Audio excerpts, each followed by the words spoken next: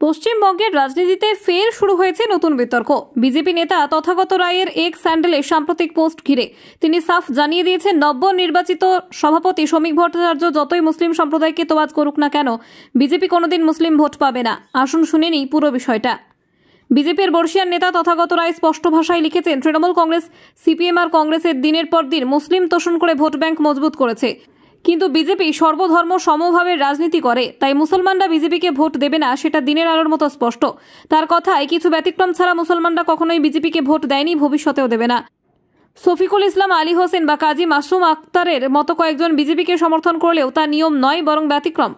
তথাগত রায় আরও বলেছেন, বিজেপি কখনোই ভারতীয় মুসলমানদের বিরুদ্ধে কোনো যুদ্ধ ঘোষণা করেনি, কিন্তু অবৈধ বাংলাদেশি অনুপ্রবেশকারীদের ভোটার তালিকা থেকে বাদ দেওয়া আর দেশ থেকে বিতাড়নের কাজ চলবে। তথাগতর মন্তব্যের ভিত্তিতে তৃণমূল জামানায় যে অনুপ্রবেশকারীরা তৃণমূলের ভোট ব্যাংক মজবুত করেছে, তাদের কাছে শ্রমিকের বক্তব্যের কোনো মূল্য নেই। তিনি পশ্চিমবঙ্গের বাঙালি হিন্দু জনগোষ্ঠীর অস্তিত্বের সংকট নিয়ে উদ্বেগ প্রকাশ করেছেন। তার মতে, স্বামী বিবেকানন্দ, রবীন্দ্রনাথ বা নেতাজির বাঙালি হিন্দু সম্প্রদায়ের আজ বিলুপ্তির পথে। এই জনগোষ্ঠীকে রক্ষা করতে পারে একমাত্র বিজেপি, আর এই প্রক্রিয়ায় মুসলিম সম্প্রদায়ের কোনো স্বার্থ নেই। তথাগত রায়ের এই মন্তব্য ঘিরে রাজনৈতিক মহলে তীব্র মতবিরোধ তৈরি হয়েছে।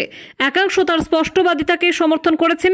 তাদের দাবি, হিন্দু ভোট ব্যাংকই দলের আসল শক্তি। অন্যদিকে দলের আরেক অংশ মনে করছে, উন্নয়ন আর সুশাসনের মাধ্যমে মুসলিম সম্প্রদায়েরও একটা অংশকে বিজেপির পক্ষে টানা সম্ভব। আপনার কি মত? তথাগত রায়ের মন্তব্য কি বিজেপির ভোট কৌশলকে জটিল করে তুলেছে, নাকি হিন্দু ভোটারদের মধ্যে নতুন উদ্দীপনা আনছে? আপনার মতামত অবশ্যই জানাবেন কমেন্টে। ভিডিওটি ভালো লাগলে লাইক আর শেয়ার করুন, আর এমন বিশ্লেষণ পেতে চ্যানেলটি সাবস্ক্রাইব করতে ভুলবেন না। ধন্যবাদ।